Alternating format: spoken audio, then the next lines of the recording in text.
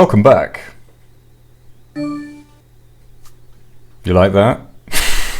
Tribute bands are something that I've been wanting to cover for a little while. I've always had kind of the same views about tribute bands and it's never really changed. This might be a little bit ranty, I'm not sure, but let's find out. So tribute bands, we're all aware of the concept. A group of people forming a band to impersonate another band. As an artist, as a performer, as a band, whatever, it's okay to wear your influences on your sleeve. It's quite difficult to create a sound or a band that is completely devoid of influences from other bands, right? Of course. There are certain bands who use their influences in such a way that makes me like them because of it. You know, if some band has a Korn influence or a Prodigy influence, I will probably like that band, but it can go a little too far where, you know, this is just a Korn ripoff and therefore I'm not interested.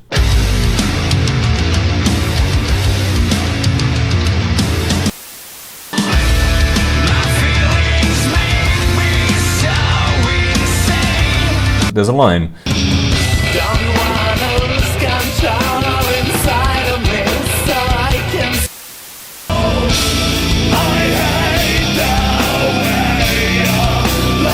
I have no problem with a band's influences being very apparent and very easy to spot. But like I say, there is a line. This probably doesn't need to be said, but I'm going to say it anyway.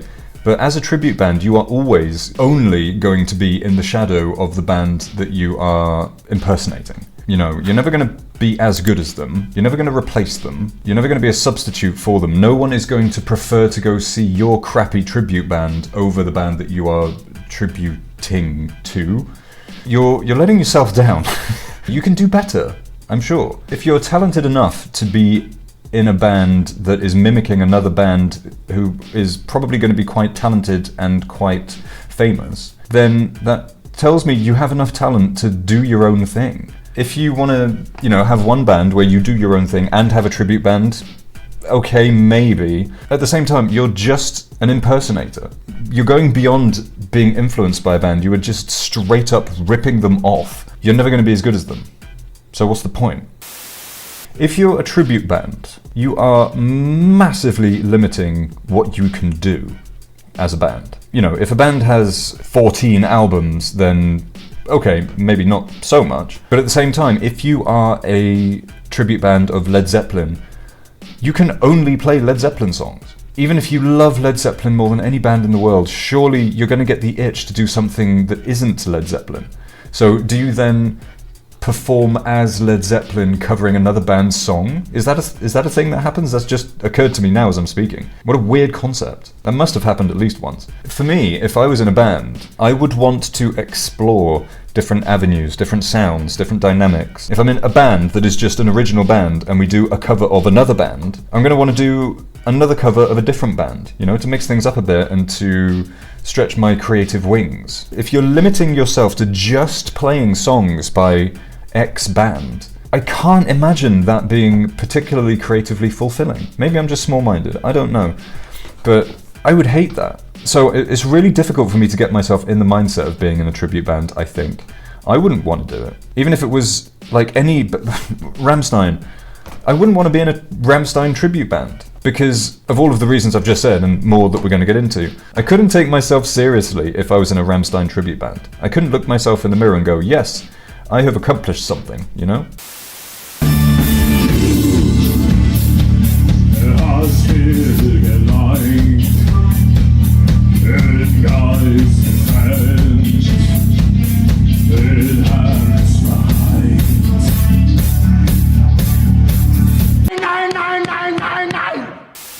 Most people are never going to take you seriously as a musician, as a creative person, as a band, whatever. They're always just going to see you as the dude that's in that AC/DC cover band, of which there are more than just you. There's going to be dozens, if not hundreds, of particularly AC/DC tribute bands, or Bon Jovi, or I don't know, Nirvana, or you name it. Any big band, there's going to be dozens of cover bands. So not only are people not going to fully respect you as an artist, but there's already people doing the exact same thing that you're doing. It's difficult to emerge as a genuinely original band. It's not easy, of course, we all know this. But At least if you're putting out original songs that you've written, that you're performing, that came out of your brain and your hands, and your own know-how, your own studio work, whatever, people are going to respect that much more than if you just look up guitar tabs on the internet and just start playing other people's songs, with that being the only thing you do.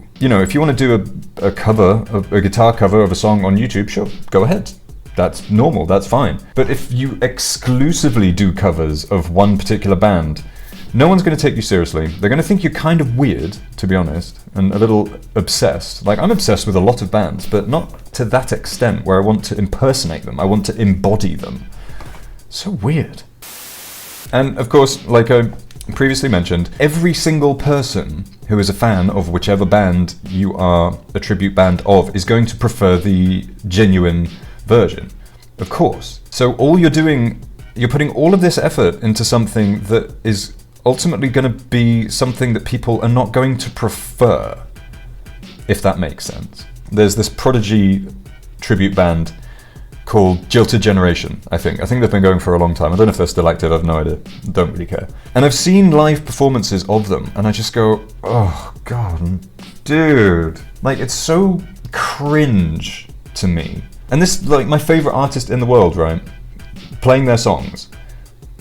But the sound and the visual, there's a cognitive dissonance between what I'm seeing and what I'm hearing. And even if you sound exactly like them, the chances of you sounding exactly like them and looking exactly like them are very slim, unless you're, I don't know, a Gwar cover band. You know, anyone could look like Gwar if they wanted to. I think in Jilted Generation, the vocalist who plays Maxim, who's a black guy, is a white guy.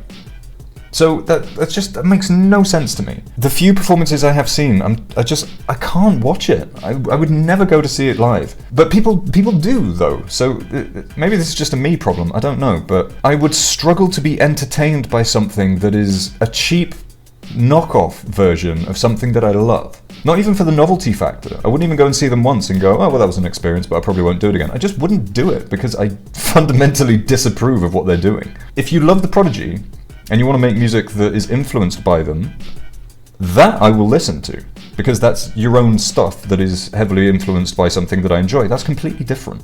But performing as someone who is a very specific person, very specific look, very specific body language, very specific things they say, the way they sound and everything, watching that on stage is just revolting to me. By definition, the term tribute means that I'm acknowledging this artist's work, right? It's a sign of respect for this artist, right? However, the artist who you are impersonating is not going to respect you. I don't think. I really doubt it. You know, they've built their whole brand and career and legacy on their own image and their own style, which takes a long time to do, years, decades of hard work and hard graft and, you know, touring and all of this stuff, art, design, that kind of, there's so many myriad things that go into being an artist, a musical artist at least. When you just dress up as them and play their songs, no artist is ever going to respect you. In fact, I think that, you know, it's bordering on a lawsuit as well. Maybe they get away with it because it's parody or something. There's probably some legal loophole, I don't know. No artist, no band is going to respect you for dressing up as them and jumping around on stage playing their songs. You're wasting your time. This has to be just a me problem. Maybe I take music and performance and art and everything, maybe I take that too seriously. And maybe it's all just, you know, it's just a joke. You know, we know we're not the original band, etc. Fine, but there's just nothing about a tribute band that makes me enjoy them. In fact, it's the opposite. There's really nothing they could do that would make me enjoy a live performance of a band that I love. You're not going to fool me into thinking that you're the band. It's like painting stripes on a horse and trying to get away with it being a zebra, you know? Just me? I don't know. At the end of the day, I just find it very cringe. The whole concept. Again, if you want to be your own band, be your own band. If you want to be influenced by another band, then go ahead, sure. But it's just cringe. seeing someone try to be someone else. You'd never get an actor acting as another actor, aside from if they're playing them in a biopic or something, maybe, or is it some sort of parody or something. You don't get that in acting. You don't get that in visual art. I mean, you do with AI, obviously, when it's just humans.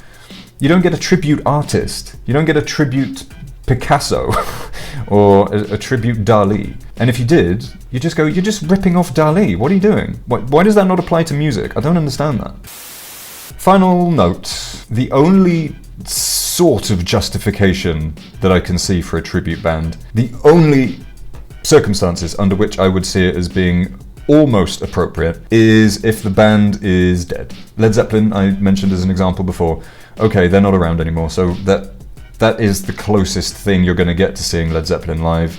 In that sense, sure, maybe, but even then I'm not going to be interested. And you would have to be indistinguishable from the original. And I just don't think that's ever going to happen. With any band. Led Zeppelin, Black Sabbath, Slipknot, whatever. It's not going to happen. And I don't know why people bother. If I somehow ended up at one of these tribute shows, I just go, these guys are just such a bunch of losers. A bonus note, for reasons I won't go into, I was on the Isle of Wight many years ago, and I saw on a lamppost a poster of a Bon Jovi cover band called Wrong Jovi. That was funny. Did I want to go see them live? Absolutely not. I could have probably gone into more depth if I'd given this more thought, but this was a sort of off-the-cuff video this time, not much planning. I've felt these ways about these points all my life, and I've never gone to see a tribute band live, and that might make you go, well, maybe if you experienced it, then maybe you might change your mind. No. No. I know myself well enough. I know what tribute bands look like. I've seen videos of tribute bands, like I said, and even with bands that I'm a big fan of, and I just go, Jesus, man, what are you doing, you sad bastard? If someone told me they were in a cover band, it would kind of change my opinion of them, to be honest. Let me know what you think about cover bands. Have you ever seen any cover bands live? Are you in a cover band? Because if so, stop it. Get some help. If you're new to the channel, then thank you for clicking on this video. And if you're already subscribed, thank you for being here. If you wish, you can support me on Buy Me a Coffee and PayPal, and I have a merch store. Thank you for watching. I still have not thought of how to end videos yet, so I'm just going to say, go away.